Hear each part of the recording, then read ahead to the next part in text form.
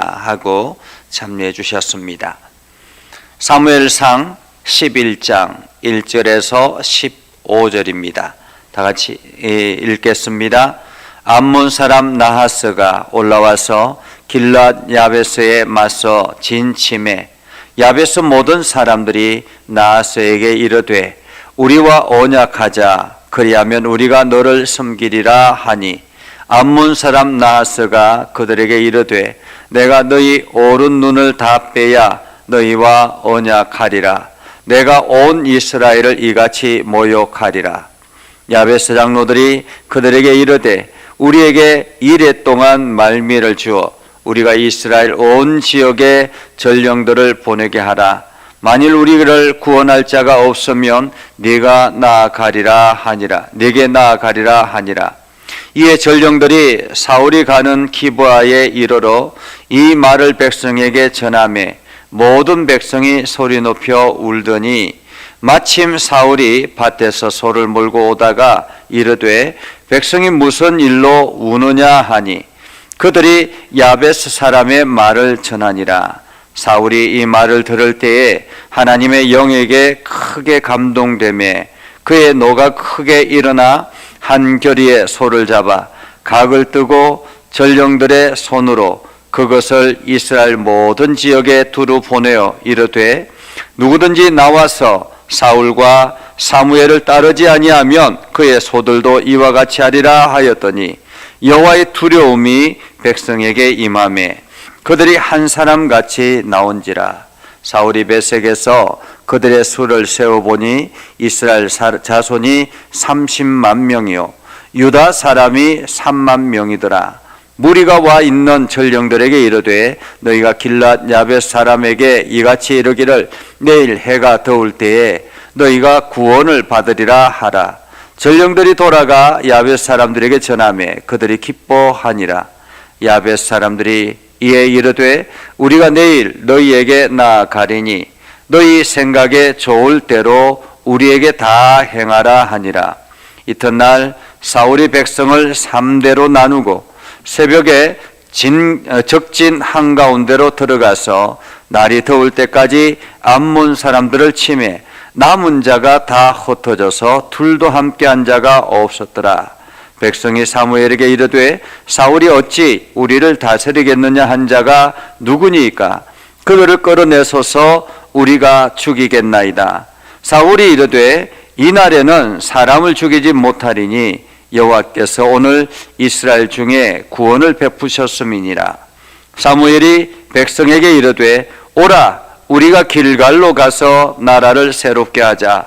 모든 백성이 길갈로 가서 거기서 여호와 앞에서 사울을 왕으로 삼고 길갈에서 여호와 앞에 화목제를 드리고 사울과 이스라엘 모든 사람이 거기서 크게 기뻐하니라. 아멘. 오늘도 하나님의 은혜가 여러분의 삶에 가득하기를 바랍니다. 여러분들의 삶에 하나님의 능력이 나타나서 여러분들 하는 모든 일들에 귀한 열매들로 나타나기를 주님의 이름으로 축복합니다. 우리가 가끔씩 하나님의 부름을 받고 하나님의 일꾼으로 세워지고 난 다음에 뭔가 특별한 역사가 일어나야 되는데 그렇지 않을 때가 많이 있습니다. 목회자로부터 안수를 받거나 혹은 믿음의 결단을 하고, 특별히 이제 장로로 안수를 받거나 권사로 안수를 받거나 집사로 안수를 받고 난 뒤에 하나님의 일꾼으로 세워지고 나면 하나님께서 뭔가 크게 사용할 것 같은데 사실 그렇지 않을 때가 더 많다라는 것입니다. 오늘 사울의 모습을 보면 그러하죠. 이 사무엘을 통해서 사울이 기름을 부음받고 안수를 받았습니다. 왕으로, 이스라엘의 왕으로 부름받았습니다. 그리고 이스라엘 모든 지파들 가운데서 공포도 했습니다. 자, 그러면 어떻게 해야 될까요? 각 지파들이, 대표들이 나와서 그 좋은 왕궁을, 궁궐을 세우고 뭔가 일을 해야 되지 않겠습니까? 사울 중심으로 뭔가 일을 해야 되지 않겠습니까? 그런데 오늘 성경에 보면 사울의 모습은 그렇지 않습니다. 5절에 보면 이렇게 말하죠. 마침 사울이 밭에서 소를 몰고 오다가 라는 말입니다. 아니, 왕으로 기름 부음 받고 모든 이스라엘 백성들이 사울을 왕으로 인정했는데 지금 사울이 하고 있는 일은 무엇입니까? 반일이었습니다. 반일을 하고 있는 그러한 상태였다라는 거죠. 일상에 아무런 변화가 일어나지 않았다라는 말입니다. 여전히 사울의 인생은 그냥 농부로 그냥 반일을 하며 살아가는 그러한 인생이었다라는 거죠. 그런데 엉뚱한 곳에서 일이 터진 것입니다. 암몬 사람, 1절에 보면 암몬 사람 나하스가 올라와서 길르앗 야베스에 맞서 진침해라고 이야기합니다. 암몬 사람, 여러분 암몬 하면 기억나는 사람이 있습니까? 암몬과 모압과 암몬. 이 모압과 암몬은 아브라함의 조카 롯의 자녀입니다. 롯의 며느리를 통해서 아이를 낳은 아이가 바로 암몬과 모압입니다. 그러니까 친족이죠, 친족이어서 신명기에도 보면 모세가 이스라엘 백성들을 이끌고 광야로 쭉 오면서 암몬과 모압 지역을 지나가거든요. 에돔 지역을 지나가고 암몬과 모압 지역을 지나갈 때에 그들에게 가까이 가거든 그들을 괴롭게도 하지 말고 그들과 다투지 말라 이렇게 이야기를 해요. 당부를 해요. 그러니까 이스라엘은 늘 암몬과 모압은 형제 관계다 이렇게 생각하고 있었던 거죠. 그런데 지금 암몬이 이스라엘을 쳐들어온 거예요. 어디로 쳐들어왔느냐 하면 길르앗 야베스. 길르앗은 곡창지대입니다. 아주 농사가 잘 되는 아주 좋은 땅이라는 말이에요. 이 좋은 땅 길르앗 야베스에 암몬 사람 나하스가 군대를 이끌고 쳐들어온 것입니다. 그래서 이 길르앗 야베스 사람들이 암몬 나하스에게 이야기하죠. 우리와 언약하자. 왜냐하면 이 길르앗 야베스 사람들은 이 암몬 사람들과 대응해서 맞서서 싸울 만한 그러한 전력이 안 되는 거예요. 만약에 여기서 맞서 싸우다 보면 초토화되어서 한 명도 살아남지 못할 그러한 위기에 처한 것입니다. 그래서 우리와 이게 언약을 맺자. 우리가 너희를 섬기겠다라고 이야기합니다. 너희를 섬기겠다. 그런데 암몬 사람 나하스가 그것을 그렇게 내버려 두지 않죠. 좋게 언약을 맺으려고 하지 않습니다. 그가 이렇게 이야기하죠. 내가 너희 오른 눈을 다 빼야 너희와 언약하리라. 한마디로 잔인하게 너희를 짓밟고 난 뒤에 너희와 언약하겠다라는 거예요. 그냥 언약을 하면 뭐 줄 것 주고 이게 보호받고 이러한 관계잖아요. 그런데 완전히 다 짓밟고 난 다음에 언약을 하면 모든 것이 다 암몬의 것이 되겠지요. 그러면서 암몬 사람이 지금 이스라엘 전역을 내가 이렇게 하겠다라고 이야기를 하는 것입니다. 엄포를 놓는 것이죠. 그래서 야베스 장로들이 우리에게 7일만 기간을 달라, 생각할 기간을 달라라고 이야기를 하고, 그리고 난 다음에 각 지역에 전령을 보냅니다.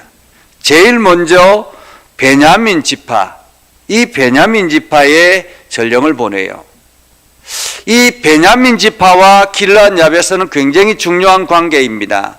우리가 사사기를 통해서 그렇게 사사기를 읽었는데, 사사기에 보면 베냐민 지파가 이스라엘 각 11지파와 싸우다가 완전히 초토화되잖아요.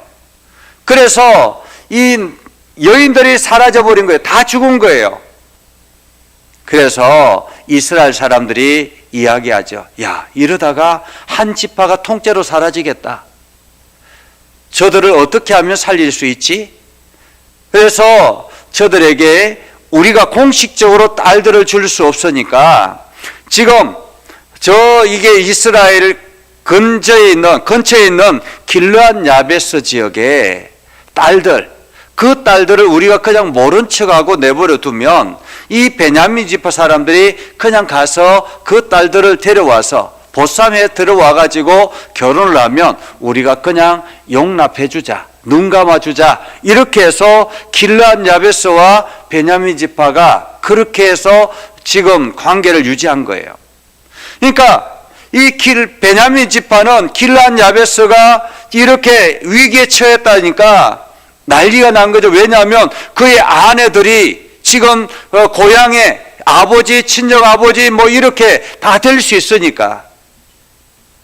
그런데 지금 베냐민 지파는 어떻습니까? 비록 사울을 왕으로 세웠지만은 베냐민 지파는 아직까지도 기틀을 갖추지 못한 그러한 지파예요. 힘이 없는 지파입니다. 그러니 나가서 당장에 저기 암몬 사람들과 싸우려고 해도 싸울 수 있는 처지가 아닌 거예요. 그래서 어떻게 합니까? 백성들이 소리 높여 울고만 있습니다. 힘없는 사람들의 억울함이죠. 힘없는 사람들. 그렇게 억울하게 울고 있는 그들 가운데서 지금 마침 사울이 그 소리를 듣습니다. 그리고는 왜 우느냐라고 물어서 여차저차해서 지금 길르앗 야베스 사람들이 우리에게 전령을 보냈습니다. 사울이 이 말을 듣고 하나님에게 크게 감동되매, 하나님의 영에게 크게 감동이 되매 그의 노가 크게 일어났다라고 이야기합니다. 아니, 이 이야기를 듣고 난 다음에 노가 분이 막 일어났는데 이것이 하나님의 영에 감동되어서 일어났다라는 거예요. 하나님의 영에 의해서. 그래서 이 사울이 소 한 겨리를 잡아다가 각을 뜨고 11지파들에게 다 나누어 보냈습니다. 그리고는 이야기하죠. 사울과 사무엘을 따르지 아니하면 그의 소들도 이와 같이 하리라. 이 한마디가 끝이었습니다. 그런데요, 이 한마디가 엄청난 파워를 가진 거예요. 사실 사울이 힘이 있는 것도 아니었습니다. 왕으로서 제대로 갖추어진 것도 아니었습니다. 군사들이라고 세워진 것도 아니었습니다. 그런데 너희가 지금 나와 사무엘과 함께하지 아니하면 이 소들과 같이 이렇게 될 것이다. 너희의 소들도 이렇게 될 것이다 라는 거죠. 그런데 이 엄포가 먹혀들었다라는 것입니다. 왜 그럴까요? 여호와의 두려움이 백성에게 임했다라고 이야기합니다. 하나님께 선택받은 사울이 말을 하자 그 말 속에 힘이 있게 된 거예요.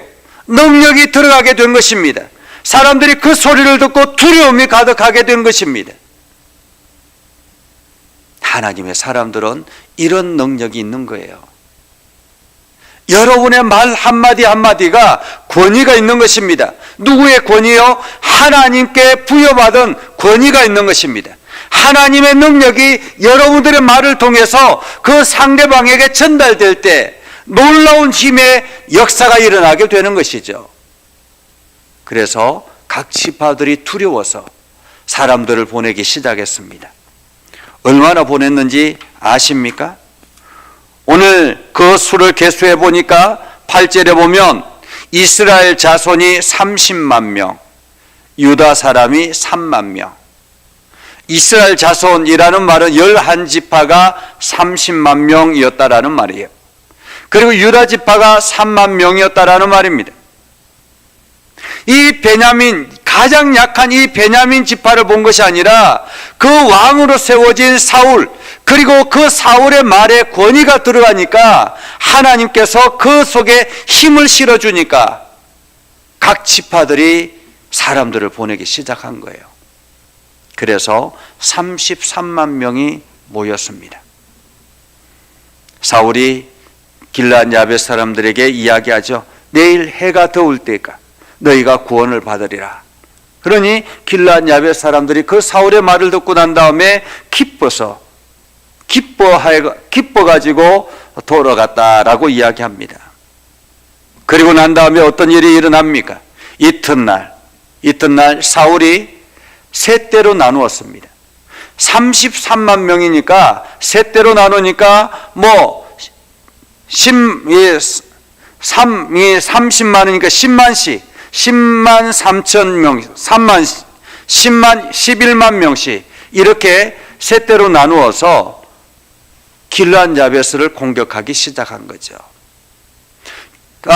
길르앗 야베스에 있는 그 암몬 자손을 공격하기 시작한 거예요. 암몬 사람들은 생각도 못했을 거예요. 왜냐하면 이스라엘이 각 지파별로 나누어져 흩어져 있었기 때문에 아직까지 왕정, 중앙집권이 아니었기 때문에 이렇게 순식간에 많은 사람들이 함께 동원돼서 공격하리라고는 생각하지 못했던 거죠. 새벽에 자고 있는 상태에서 갑자기 공격해 들어옵니다. 사울이 제일 앞장서서 진격을 해 들어갑니다. 그러자 암몬 사람들이 혼비백산해서 성경에 보면 이렇게 말합니다. 다 흩어져서 둘도 함께 한 자가 없었다라고 말합니다. 둘도 함께 한 자가 없었다라는 말은 각기 흩어졌다라는 거예요. 뿔뿔이 흩어졌다라는 것입니다. 완전히 흩어졌다라는 말이죠. 엄청난 승리를 가져온 것입니다. 엄청난 승리.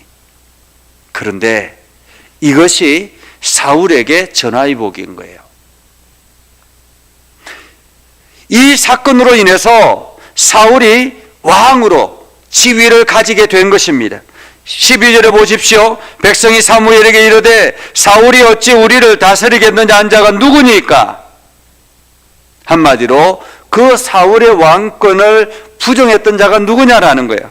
그들을 끌어내서서 우리가 죽이겠나이다. 이 말은 온 지파들이 지금 사울을 사울이 왕이다 인정을 한 거예요. 그리고는 13절에 보면 이날에 사람을 죽이지 못하리니 여호와께서 오늘 이스라엘 중에 구원을 베푸셨습니다 라고 해서 14절에 사무엘이 길갈로 가자. 길갈은 역사적인 장소죠. 이스라엘 백성들이 가나안 땅에 들어갈 때 요단강을 건너서 제일 먼저 한 곳이 12 돌을 세워가지고 기념비를 세운 장소입니다. 그리고 할례를 하고 결단했던 장소입니다.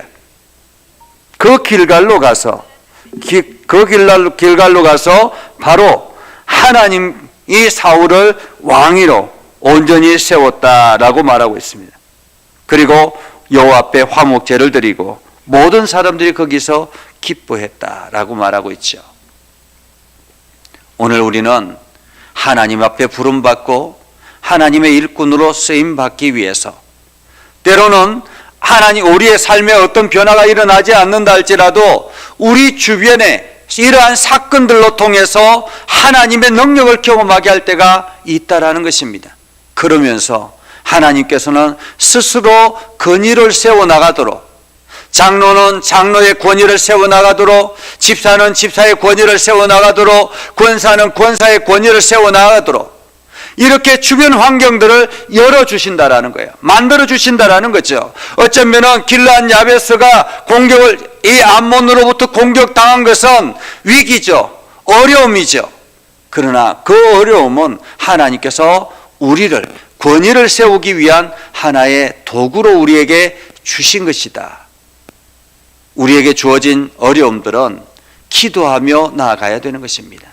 기도하며 극복해 나갈 때 하나님께서는 우리를 통해서 하나님의 놀라운 역사들을 세워나가시고 또한 우리를 통해서 하나님의 일들을 세상 사람들에게 보여지게 되시고 그것으로 인해서 하나님 나라의 권위를 세우는 귀한 축복의 통로가 된다라는 것입니다. 우리가 믿음으로 굳건하게 나가면 하나님은 우리를 통해서 일하시고 이것이 세상 사람들에게 하나님의 사람의 권위가 세워지는 놀라운 역사가 일어난다는 사실을 여러분이 기억하고 오늘도 기도하며 나아갈 수 있기를 바랍니다. 하나님의 은혜를 더 깊이 경험하고 하나님의 사랑 안에 온전히 거하기를 소망하고 하나님의 역사하심이 내 삶 가운데 가득하도록 기도하는 저와 여러분이 되기를 주님의 이름으로 축복합니다. 기도하겠습니다. 거룩하신 아버지 하나님, 오늘도 하나님의 말씀을 듣고 하나님께서 일하시는 방법을 우리가 깨닫게 해주심을 감사드립니다. 사울을 왕으로 세우시고 그 왕을 모든 사람들이 인정하도록 이 암몬 자손을 동원했던 것처럼 아버지는 우리 삶 가운데 주변에 일어나는 일들이 하나님께서 우리에게 하나님의 나라의 권위를 세우는 하나님의 축복의 통로임을 세상 사람들에게 알게 하기 위함인 것을 우리가 믿습니다. 우리가 기도하며 나아갈 때마다 힘을 얻게 해주시고 우리의 말에 권위가 세워지게 해주셔서 날마다 하나님께 영광을 돌리게 하여 주시옵소서. 이 시간 우리 함께 기도할 때 하나님의 능력이 나타나게 하옵소서. 예수님의 이름으로 기도드리옵나이다. 아멘. 이제는 우리 구주 예수 그리스도의 은혜와 하나님 아버지 극진하신 사랑과 성령님의 감화감동 역사 위로 교통하시며 은혜가 주의 말씀 안에 있는 믿음의 백성들 위해 하는 모든 일들 위해 영원토록 함께 하옵시기를 간절히 축원하옵나이다. 아멘.